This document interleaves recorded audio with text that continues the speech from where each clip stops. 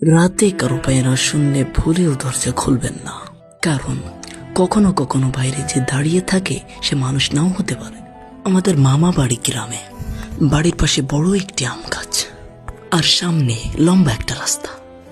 একবার শীতের ছুটিতে আমি একবার গিয়েছিলাম সেখানে। সেদিন রাত প্রায় 1টা বাজে।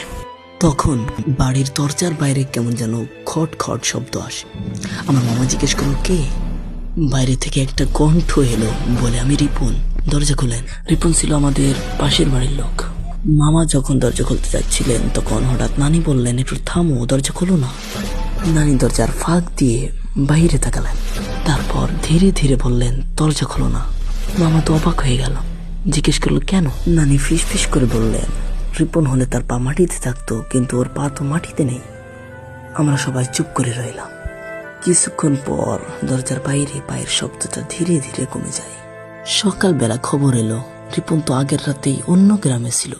গ্রাম বাংলা তো অনেক শান্ত, কিন্তু সেই শান্ত অন্ধকার রাতে কি লুকিয়ে থাকে যা আমরা কেউ জানি না।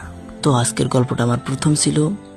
আপনাদের যদি ভালো লাগে তাহলে লাইক, কমেন্ট, শেয়ার করতে ভুলবেন না। তার আগে এই ভিডিওতে নতুন হয়ে থাকলে ফলো দিয়ে রাখুন। সকলে সুস্থ থাকুন, ভালো থাকুন।